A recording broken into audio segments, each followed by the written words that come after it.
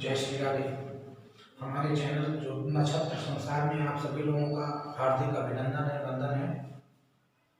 आज हम आप लोगों को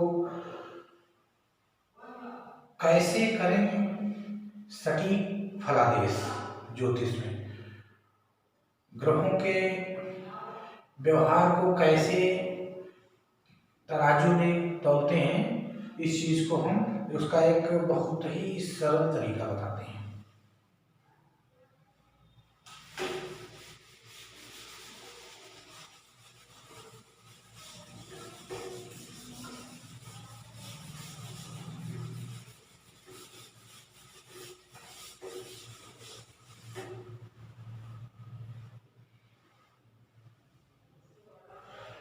ये कुंडली है अनुराग जी की। इनका घर कालपी उत्तर प्रदेश में है। कुंडली हमारे पास आई थी प्रिडिक्शन के लिए, और इस कुंडली को प्रिडिक्ट करके हम आपको बताते हैं कि अपनी कुंडली आपने सामने रख करके कैसे प्रिडिक्शन करेंगे।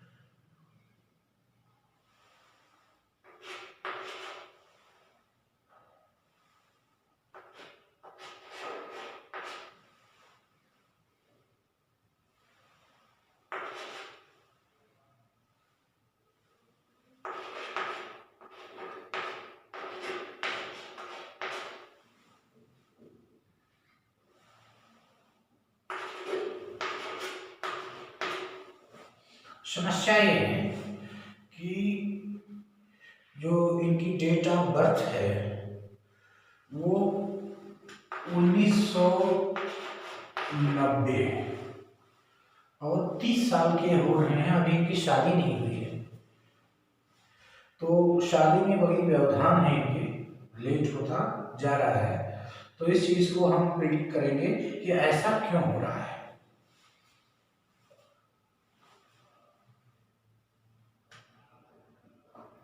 आपको बताते चलें कि सबसे पहले आप देख लें कि हमारे 9 ग्रह हैं वो हमारे लिए कैसे हैं, हमको क्या दे रहे हैं, कौन से ग्रह किस जोन में हैं। वही ग्रह हमको अच्छे फल देते हैं और जब वो खराब जोन में हो जाते हैं तो वही हमें खराब फल देने लगते हैं। तो इस तरीके से सबसे पहले हम ये देखते हैं कि कौन से ग्रह किस जोन में पड़े हुए हैं और वो हमें क्या देना चाहते हैं। तो ये देखने का तरीका हमने आपको पिछले वीडियो में बताया है कि हम जो है नक्षत्र सिद्धांत से इस चीज को प्रिडिक्ट कर लेते हैं कि कौन सा ग्रह हमें क्या देने वाला है और कौन सा ग्रह जागृत है, कौन सा स्वप्न में है, कौन सुषुप्त है। तो जो विषम राशि है, विषम राशि में जो है जागृत, स्वप्न और सुषुप्त क्रम होता है, और सम राशि में सुषुप्त, स्वप्न और जागरण का क्रम होता है। तो यदि ग्रह सोए हुए हैं तो सुषुप्त अवस्था में है तो उनको 0 फल देंगे, कितने भी अच्छे हों आपको उनका रिजल्ट मिलने वाला नहीं है। और अगर वो स्वप्न में है तो आधा फल देंगे, चाहे बुरे हो तो आधा बुरा करेंगे और जो अच्छे होंगे तो आधा अच्छा करेंगे। और अगर जागृत अवस्था में है तो ये 100% रिजल्ट देने में सक्षम है, यदि इनमें डिग्री बल है तो। अपने डिग्री बल के हिसाब से ये आपको जो है रिजल्ट देने में सक्षम है। तो इस तरीके से सबसे पहले तो ये देखते हैं कौन से जाग रहे हैं, कौन से सो रहे हैं और कौन से स्वप्न में हैं। और उसके बाद में देखते हैं कि लग्न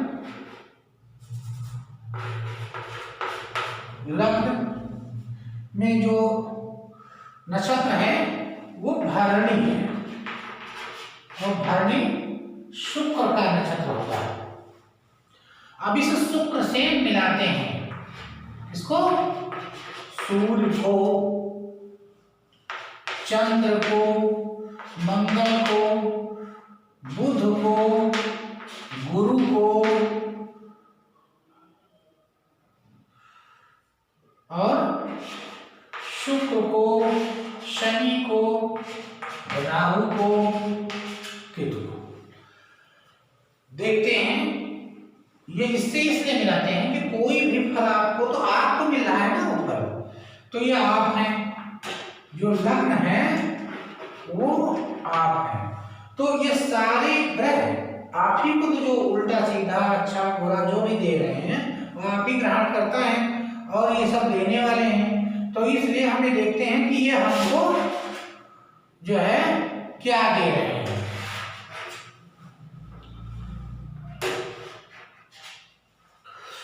तो अब इसको देखने का तरीका हमने पिछले वीडियो में बताया था, हम आपको दिखाते हैं कि यहाँ पे विवाह का विचार करना है। तो विवाह के घर में कौन सी राशि है, इस चीज को देखते हैं। तो विवाह के घर में 12 नंबर लिखा हुआ है, इसको यहां नोट कर लेते हैं। 12 नंबर के स्वामी होते हैं गुरु। ये देखते हैं कि कहां पे बैठे हुए हैं। गुरु है अपने शत्रु शुक्र के घर में, नवम में राहु के साथ। तो शत्रु भावस्थ हैं, तो जिसके घर में हो वैसे रिजल्ट देंगे। तो यहां जो है जो इसके मालिक थे उस शत्रु के घर में जाकर के बैठ गए, अतः ये रिजल्ट निगेटिव होगा। तो उसके बाद में ये गुरु प्लस राहु ये भी निगेटिव होगा, ये गुरु चंडा दोष हो गया। तो हम विचार करते हैं, अभी देखते हैं कि जो गुरु है वो कुंडली में हमें क्या दे रहा है। तो जब हमने विचार किया तो हमें मिला कि गुरु सुषुप्ता अवस्था में है। गुरु जो है, गुरु सुषुप्ता अवस्था में है, अर्थात ये 0% हो गया, एकदम से सो रहा है, ये हमें कुछ नहीं देगा, ये ना अच्छा देगा ना बुरा देगा। तो जो विवाह कराने वाला ग्रह था वो तो सो गया, तो विवाह कौन कराएगा?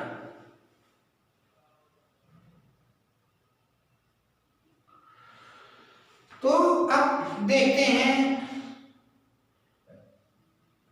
नवांश को, कि चलो नवांश कुंडली मिला लेते हैं। तो नवांश में यहां मैं बनाता हूं, जगह कम है।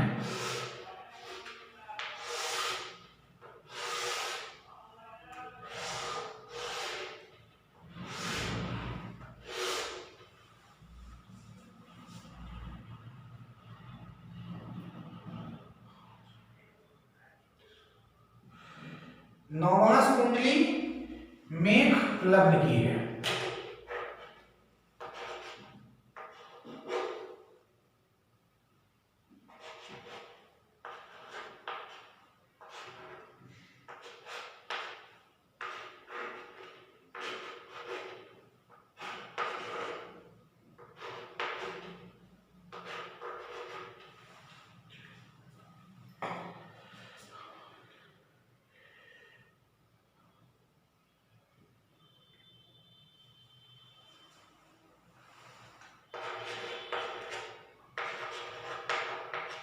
शुक्र और बुध यहाँ पे बैठे हुए हैं और सूर्य और शनि यहाँ पे हैं।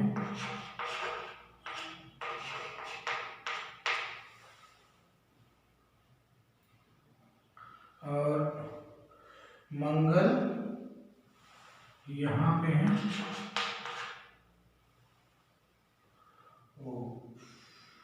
नो,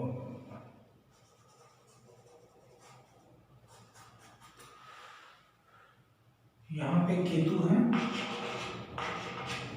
यहाँ पे केतु है और यहाँ पे राहु होंगे और शनि यहाँ पे हैं और मंगल यहाँ पे।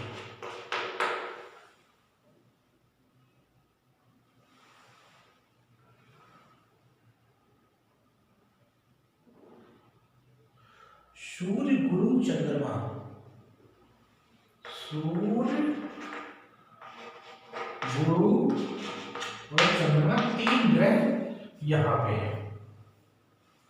अब देखते हैं यहाँ ये विवाह का लग्न है और ये विवाह का भाव है। इसके स्वामी कहाँ पे चले गए? यहाँ पे। और ये घर तो क्या होता है? ये मारक घर है। तो विवाह का जो मारक है वो ये घर है और इस घर के स्वामी इसी घर में बैठे हुए हैं, यानी मार्केश। और मार्केश ही नहीं, ये भी घर मारक होता है, तो ये महामार्केश हुए। तो शुक्र यहाँ पे महामार्केश है। अब देखते हैं और क्या स्थिति है। अब आगे की सिचुएशन क्रम से देखते हैं, समझते जाइएगा, वीडियो रोक रोक के हर चीज को नोट कर लीजिएगा। क्रम से देखते हैं। अब देखते हैं कि इस समय इनका टाइम कैसा चल रहा है। तो वो गोचर से हम महादशा देखते हैं कि इनकी महादशा कैसे चल रही है। तो महादशा शनि में गुरु और गुरु में चंद्र, शनि में गुरु, गुरु में चंद्र, ये महादशा, अंतरदशा, प्रत्यंतरदशा, इस तरीके से ये चल रही है। अब ये देखते हैं कि शनि हमारी कुंडली में कैसे हैं नक्षत्र सिद्धांत के हिसाब से।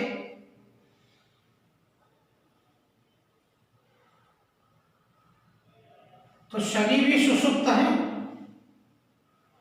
शनि भी सुषुप्त है, अर्थात ना अच्छे हैं ना बुरे हैं,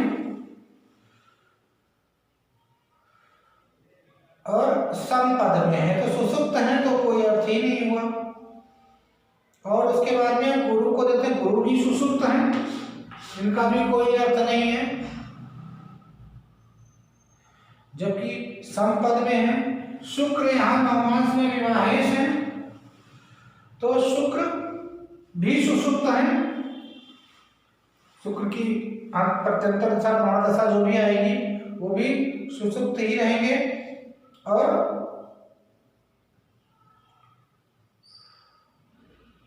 अब चलते हैं चंद्रमा की तरफ।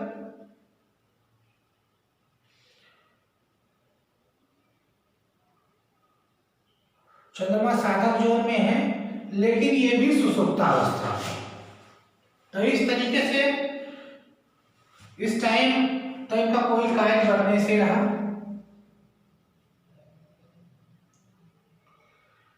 इनका ये वाला समय भी बहुत सही नहीं है। तो हम ये कह सकते हैं कि अभी शादी होने के कोई चांस नहीं है बिना उपाय के। अनुराग जी अगर हमारी वीडियो देख रहे होंगे तो आप अपनी कुंडली को देख करके और समझ सकते हैं कि किस आधार पर हमने जो है कैसे आपकी कुंडली का प्रेडिक्शन किया है। और आपका प्रश्न था कि हमारा विवाह कब होगा? तो कब होगा जो प्रश्न था उसका आंसर तो मैं बता रहा हूं कि आपका विवाह, आपके विवाह की जो स्थिति है वो थोड़ा सा संकटग्रस्त है। आपका दाम्पत्य सुख बहुत ही किंचित है और ग्रहित है, अतः इसको एक सफल शादी हम नहीं कहेंगे। इसके लिए आपको उपाय अवश्य करना पड़ेगा। जब तक आप उपाय नहीं करते हैं तो शादी में ही प्रॉब्लम आएगी। और एन प्रकार नहीं, जैसे सप्तम का सप्तम देखते हैं तो बुध है यहाँ पे स्वराशिष्ट है, और बुध स्वराशिष्ट है तो भाव सिद्धांत से, और बुध जागृत भी है और छेमा तारा में है, तो शादी तो आपकी बुध करा सकता है, लेकिन ये राक्षस नवमांश में है। जो ये नवमांश है बुध का, ये वाला, ये राक्षस नवमांश में है, तो ये शादी सुखद नहीं है। तो इस तरीके से जो विवाह का विचार हुआ उसको बिना बल प्रदान किए आप जो है दाम्पत्य जीवन का पूर्ण सुख और संतान का सुख जो है प्राप्त करने में आपको काफी परेशानी है, काफी दिक्कत आ रही है। बस इन्हीं शब्दों के साथ हम आपसे विदा चाहेंगे। जय श्री राम, जय श्री राम।